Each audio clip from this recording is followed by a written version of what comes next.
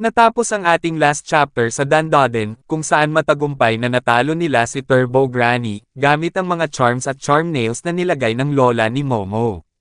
Kinabukasan ay pumasok na sila sa kanilang eskwelahan, habang hindi naman inasahan ni Ocaron, na hinihintay pala siya ni Momo sa entrance ng kanilang paaralan. Ngayon, atin nang simulang talakayin ang susunod na chapter ng Dandaden, at ito ay ang chapter 9 at 10.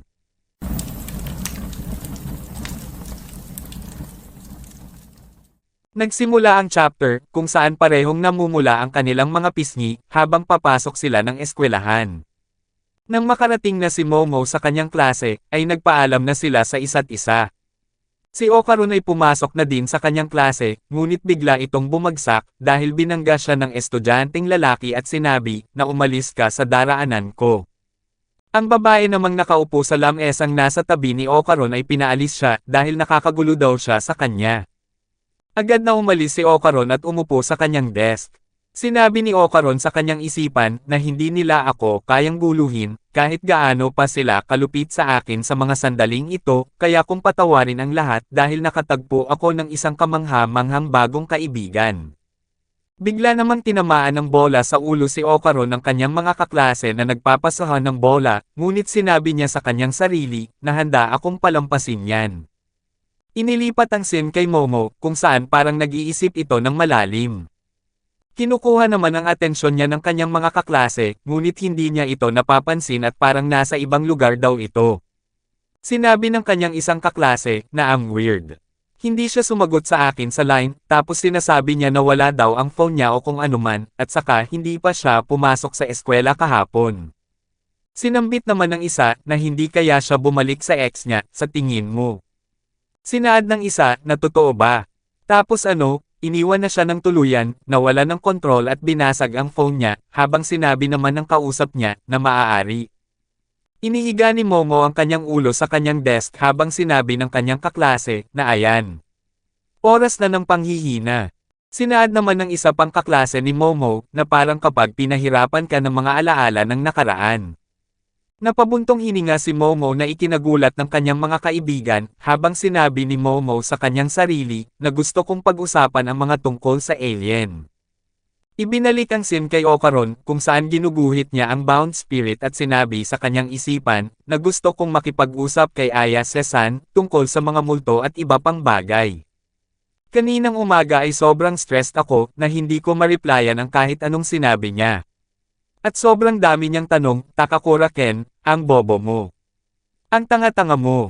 Sinabi naman ni Momo sa kanyang isipan na gusto kong makipag-usap kay Ocaron. Tulad ng tungkol sa kung ano ang karaniwang kinakain ng mga alien na umatake sa amin, o kung naglilinis ba sila kapag pumupunta sa banyo o kung nagsusuot ba sila ng panloob. Naiinis si Ocaron sa kanyang sarili at sinabi na kailangan kong makabawi mula sa umagang ito. Kung hindi, tiyak na magagalit siya sa akin. Sinaad naman ni Momo na gusto kong makipag-usap kay Ocaron. Matapos ang kanilang klase ay oras na para mag-lunch. Sina Momo at Ocaron ay planong magtungo sa mga klase ng bawat isa upang makita nila ang isa't isa, ngunit hindi sila nagkasalubong sa daan dahil sa dami ng tao. Nang makadating na si Momo sa klase ni Ocaron, ay tinanong niya ang isa sa mga kaklase ni Ocaron na kung nasaan si Ocaron. Sinabi naman ng kaklase ni Ocaron na ano ang kanyang pangalan, habang nagalit si Momo at sinabi na parang hindi ko kayang sabihin sa'yo ang pangalan niya. Mahilig siya sa mga kakaibang bagay at may salamin siya. Ngayon, dalhin mo siya sa akin. Nagtanungan ng mga kaklase ni Ocaron na mayroon ba tayong isang tao sa klase na mahilig sa mga kakaibang bagay. Sinambit ng isa na oras na para mag-lunch, kaya maaaring nasa cafeteria na siya ngayon. Si Ocaron ay nasa klase na din ni Momo at tinanong kung nandito ba si Aya Sesan. Hindi naman narinig ng lalaki ang sinabi ni Ocaron, at napagtanto din niya na wala siya doon at inisip na maaaring nasa cafeteria na ito. Ang dalawa ay parehong nasa labas ng kanilang mga room at hindi nila nakita ang isa't isa. Sinaad ni Momo na bakit naman pupunta si Ocaron sa isang lugar na maingay. Siguradong nandoon siya sa kantin. Lumingon si Ocaron sa likuran, ngunit napasakto na umalis na si Momo, habang napagdesisyonan niya na pupunta siya sa cafeteria, at kung hindi niya ito makita doon ay pupunta naman siya sa kantin. Hindi nakita ni Okaron si Momo sa cafeteria, habang hindi din nakita ni Momo si Okaron sa kantin. Si Okaron ay pupunta sa kantin, habang si Momo ay sa cafeteria. Nag-cruise ang landas ng dalawa, ngunit hindi sila muling nagkita. Hindi nakita ni Momo si Okaron sa cafeteria, habang hindi din nakita ni Okaron si Momo sa kantin. Si Okaron ay nagtungo sa labas ng building upang umupo at sinabi, na hindi ko siya mahanap kahit saan, iniiwasan niya ako, nalaman niyang gaano ako kaboring na tao kaninang umaga, at naiinis na siya sa akin. Si Momo ay nasa labas din ng building at sinabi, na nasaan ka na Okaron. Ang lunch ay malapit nang matapos.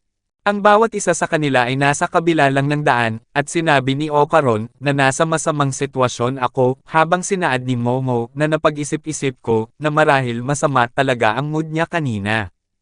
Marahil hindi niya gusto ang mga tao na masyadong malakas ang dating sa kanya, marahil hindi ko talaga naisip kung ano ang nararamdaman ni Okaron. Sinabi naman ni Okaron, na ngayon na naiisip ko, marami palang kaibigan si Aya Sesan, ang isang tao na tulad ko ay marahil backup friend lang niya o kung ano man. Sinambit ni Momo, na kung natagalan ako sa paghahanap sa kanya at hindi ko pa rin siya makita, marahil iniiwasan niya ako. Sinabi ni Okaron, na mula sa pananaw ni Aya Sesan, duda ako kung isa ba ako sa kanyang mga kaibigan. Sabay na tumayo ang dalawa habang patuloy nilang iniisip ang isa't isa. Naglakad ang dalawa papunta sa pinaggigitnaan nilang entrance ng nakayuko, at sa isang iglap ay nagkasalubong sila, at aksidenteng nagdampi ang kanilang mga lips sa isa't isa. Nagulat at namula ang mga pisngi nila, dahil sa nangyari, habang sinabi ni Okaron, na ano ba ang ginagawa mo dito, Aya Sesan. Sinaad naman ni Momo, na linya ko yan, nagbanggaan ang mga ngipin natin. Sinambit ni Okaron, na hinanap kita kung saan. Sinusubukan kong hanapin ka kanina Aya Sesan. Sinabi ni Momo, na linya ko yan. Tumigil ka na sa paglalakad sa buong paaralan. Sinaad ni Okaron, na teka, hinahanap mo ako, habang sinabi ni Momo, na syempre. Ngayon, malapit nang matapos ang lunch. Sinambit ni Okaron, na akala ko ay iniwasan mo ako, habang sinabi ni Momo, na yan din ang iniisip ko sayo. Nagkakahiyaan ang dalawa, habang napaisip si Momo at sinabi sa kanyang sarili, na naging sobrang awkward ng mga bagay. Hindi maganda ito. Kailangan kong ibahin ang sitwasyon. Bigla namang nasa harapan nila ang dalawang kaibigan ni Momo at sinabi, na nako. Naghalikan sila. Sinabi ng blonde ang buhok, na Momo. Kung may ugnayan ka sa kanya, ay sabihin mo sa amin, habang kinikilig naman ang isa at sinaad, na yan pala ang dahilan kung bakit napaka-weird mo kanina. Bigla namang nagalit si Momo at sinabi, na syempre hindi. Hinding-hindi ko hahalikan ang walang utak na nerd na ito. Sinaad ni Okaron, na oo, tama ang sinabi niya. Wala talagang paraan na hahalikan ko ang isang tao na kasing tanga niya. Sinabihan ni Momo si Okaron, na teka. Huwag mong itanggi ito kalbo, habang sinabi ni Okaron, na hindi ako kalbo. Mabuti pang ipatingin mo ang iyong mga mata. Sinambit ni Momo, na nakakatawa. Hindi ako makapaniwala na sinabi mo iyon ng diretso, apat ang mata. Sinabi ni Okaron, na ngayon, naiinis mo na ang lahat ng may salamin. Hindi naman inasahan ng mga kaibigan ni Momo ang kanilang pag-aaway sa kanilang harapan, habang nag-walk out si Momo at sinabi, na ayoko nang makipag-usap sayo, at huwag na huwag mo akong guguluhin. Sinaad ni Okaron, na ganun din sakin. Huwag mong susubukang kausapin ako. Matapos mag-walk out ng dalawa, ay nagtungo sa CR si Okaron upang umihi. Sinabi ni Okaron sa kanyang isipan, na sinasabi ko lang kung ano ang pumasok sa isip ko sa init ng sandali, pero ang dami kong gustong pag-usapan kasama siya, kailangan kong humingi ng tawad. Bigla namang nagulat si Okaron sa kanyang nakita at sinambit, na hindi maaaring ganito, nakuha na namin ang lahat pero bakit nawala ang mga balls ko. Inilipat ang scene kay Momo, kung saan naiintriga ang kanyang mga kaklase sa kanya. Sinabi ng babae, na Momo. Narinig ko na may hinalikan ka daw na lalaki sa courtyard. Sinambit naman ng isa pang babae, na anong klase siyang lalaki, at anong section ang kinabibilangan niya. Labis na nahihiya si Momo sa mga kaklase niya at sumigaw ito, na sinabihan ko na kayo diba, ang lahat ng akala nyo ay mali. Sinaad ng kanyang kaibigan, na siya ay sobrang nerd, at mayroon din itong suot na salamin. Sinabi ni Momo, na tumigil ka na sa kakabanggit tungkol dyan, habang may bigla naman tinuro ang kanyang kaibigan at sinabi, na ayon siya. Ang boyfriend niya. Sinambit ni Momo, na sinabi ko na sa inyo hindi ba, na hindi ko siya boyfriend. Tinignan ni Momo ang tinuro ng kanyang kaibigan, at ito ay si Okaron na nasa pinto ng kanilang silid at gumawa ito ng dalawang bilog sa kanyang mga daliri na para bang sinasabi niya kay Momo, na nawawala ang mga balls ko. Nagulat si Momo sa ginawa ni Okaron at sinaad, na teka lang. Anong ginagawa mo, habang sinabi ni Okaron, na Ayase-san, may sasabihin ako sa'yo. Nawirdohan naman ang mga kaklase ni Momo at sinabi nila, na ganyan pala siyang klase ng tao, nakakagulat. Pilit namang kinakausap ni Okaron si Momo at sinambit, na Ayase-san, may masama na nangyari. Pinapaalis ni Momo si Okaron, dahil ayaw niya pa ding makipag-usap dito, habang sinabi ni Okaron, na baliwalain mo muna yan. May importanteng bagay na kailangan kong sabihin sa'yo. Gusto kong makipag-usap sa'yo na ikaw lang. Pakiusap, pakinggan mo ako. Ayaw pa ding makipag-usap ni Momo kay Okaron, habang sinabi ng kaklase ni Momo, na ay nako, bigla ang pagtatalo ng mga magkasintahan. Naaawa ako para sa iyong boyfriend. Sinabi ni Momo, na sinabi ko na sa'yo diba? Hindi siya ang aking kasintahan, hindi siya ang aking lover, wala siyang ganoong papel. Tumigil ka na sa pagkalat ng mga chismis sa aking likuran. Sinambit ni Okaron, na pero ang dami nating pinag-usapan kaninang umaga, Ayase-san. Bakit ayaw mong makipag-usap sa akin ngayon? Sinaad ni Momo, na maging ikaw ay nagsabi na ayaw mong makipag-usap sa akin, diba? Sinabi ni Okaron, na nasabi ko lang yun dahil sa init ng ulo. Ang totoo, ay gusto ko talagang makipag-usap sa'yo. Kinikilig naman ang mga kaklase ni Momo, at pinapalakas nila ang loob ni Okaron. Sinabi ni Momo, na kapag sinabi kong hindi, hindi. Umalis ka na dito. Sinaad ng kanyang kaklase kay Momo, na napakamanhid mo, at napaka-walang modo. Sinambit ni Momo, na kayo ang mga walang modo.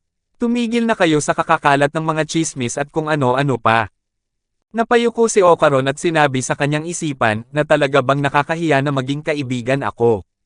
Sumuko na si Okaron na makipag-usap kay Momo, at umalis na ito. Ang isang kaklase ni Momo ay sinabihan siya, na hindi mo na kailangang itanggi ito ng labis, diba? Kung siya ay kaibigan mo, dapat lang na tumawa ka na lang, hindi ito katulad ng anumang nakita ko sa iyo. Nang matapos na ang kanilang klase, ay lumabas na si Okaron sa kanilang room upang umuwi. Habang naglalakad ito sa gitna ng napakaraming estudyante, sinabi nito sa kanyang sarili, na umuwi na kaya si Ayase-san. May biglang nabangga si Okaron, at mabilis naman itong humingi ng tawad. Ang tao na nabangga ni Okaron ay isang estudyante na babae, at humingi din ito ng tawad sa kanya. Sinabi pa nito na okay ka lang ba, habang si Okaron ay tinignan ng mabuti ang mukha ng babae. Sinaad ng babae, na mayroon akong bote ng tubig sa aking bag, sigurado ka ba na hindi ka nasaktan? Kinakabahan namang sumagot si Okaron, na hindi man kahit kaunti. Siguro maaring mong isipin, na sanay na ako dito. Hinawakan ng babae ang braso ni Okaron, at humingi ulit ito ng tawad sa kanya, na labis niyang ikinakilig. Sinabi ni Okaron, na huwag mo nang isipin yun. Ako naman ang nagkamali. Sinaad ng babae, na napakabait mo naman, na labis na ikinapulan ng mukha ni Okaron. Inilipat ang scene kay Ayase, kung saan nasa labas na din ito upang umuwi. Habang naglalakad ito ay bakas ang pagkalungkot sa kanyang mukha at sinabi niya sa kanyang sarili, na nakakaramdam ako ng labis na panghihinakit ng loob. Para bang ako lang ang may kasalanan. Ganun pa man, ay kasalanan ko naman talaga. Nakita ni Momo si Okaron na kasama ang babae at sinaad nito sa kanyang isipan, na alam ko na sinabi niya na wala siya ni isang kaibigan, at medyo maganda siya. Ang babae ay nagpaalam na kay Okaron, at nakasalubong niya si Momo. Sinabi ng babae sa kanyang mga kaibigan, na nakita niyo yon. Ang nerd na iyon ay mukhang tanga. Nahulog talaga siya sa ganda ko. Nakakatuwa na paglaruan ang mga tulad niyang tanga na akitin. Sa kabila nito, sigurado akong hindi pa siya nakipag-usap sa isang babae ng harapan, kailanman, hindi na siya makakausap ng isang babaeng kasing cute ko sa buong buhay niya. Bukod dito, nagbigay ako sa kanya ng dahilan para mangarap, hindi mo ba maisip na dapat din nating payagan ang nerdy na apat na mata na maging masaya? Narinig lahat ni Momo ang sinabi ng babae tungkol kay Okaron, kaya ginamit niya ang kanyang psychic power upang pagalawin ang batya na nasa itaas ng locker at ihampas sa ulo ng babae. Labis na nasaktan ang babae, at bumagsak ito sa sahig. Agad naman siyang tinulungan ng dalawa niyang kasama, at ang pangalan pala niya ay Aira. Nagtataka naman ang kanyang mga kasama kung paano napunta at nahulog ang batya sa kanyang ulo. Tinignan muli ni Okaron si Aira dahil sa pagbagsak nito at sinabi na ang pagbangga ko sa kanya kanina ay hindi naman ang dahilan kung bakit siya bumagsak, di ba? May humawak naman sa braso ni Okaron na ikinagulat niya at nang tignan niya ito ay si Momo Ayase pala. Sinabi ni Momo na sabay na tayong umuwi Okaron. Ang dalawa ay naglakad at dinaanan si Aira, habang sinasabi ni Momo na ang salamin mo talaga ay napakagandang tignan, siguro walang bobo o malandi ang makakaakit sa iyo, Okaron. Mas mabuting mahulog ang batya sa kanila kaysa mahulog ang isang lalaki para sa kanila, hindi mo ba naiisip? Nang makalabas na ang dalawa sa gusali, ay nagkakahiyaan sila sa isa't isa. Sinabi ni Momo na pasensya na, Okaron sa pagiging masungit ko sa iyo. Mukha kasi tayong naghalikan sa courtyard, kaya medyo nagpanik ako. Pasensya na sa pakiramdam na sobrang nahihiya, hindi nakakahiya na maging kaibigan kita, Okaron. Sinambit ni Okaron na okay lang, hindi ako nababahala dito. Sa katunayan, masaya ako na nagkasundo tayo pagkatapos noon. Pero iwanan na natin ang mga iyon, may problema tayo, Ayase-san. Sinabi ni Momo na anong ibig sabihin mo pala sa isang bagay. Kanina ko pa iniisip yon, kung ano iyon.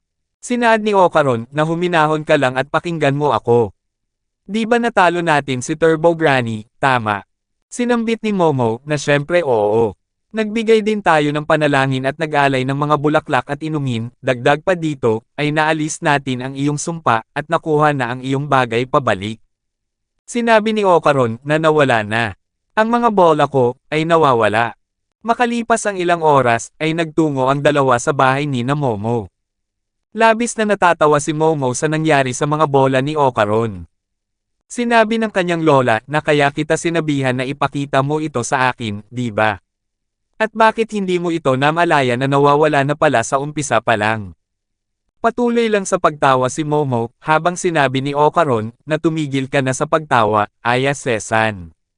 Nakuha natin pabalik ang aking tubo at sobrang nakaramdam ako ng ginhawa, hindi ko na nga napansin ang aking mga bola dahil dito. Sinaad ni Dodoria na anong tinatawag mong tubo. Hindi magandang magsinungaling tungkol sa sukat mo, bata, ang bagay na iyon ay parang lapis, sa tingin ko. Sinabi ni Okaron na paano mo nasasabi yan kahit na hindi mo pa ito nakikita. Sinambit ni Dodoria na ganun pa man, wala nang ibang paraan kundi tignan ito. Sinaad ni Okaron na anong sabi mo. Titignan mo ito, habang sinabi ni Dodoria na hindi ang iyong ari, sira ulo. Titignan ko kung ano ang nasa loob mo. Kumuha ng bilog na salamin ang lola ni Momo at tinapat niya iyo kay Okaron. Pagkatapos suriin niya si Okaron, ay inutusan niya si Momo na kumuha ng kahit anong manika, at punuin niya ng tubig ang wash bowl. Sinabi pa ng kanyang lola na may kakaibang bagay ang nasa kanyang loob. Dito na natatapos ang chapter 9 at 10 ng Dandadan. Paki-like and follow naman po ng ating Facebook page, nasa description po yung link. Muli huwag kalimutang mag-like, comment, share at subscribe sa ating channel. Salamat.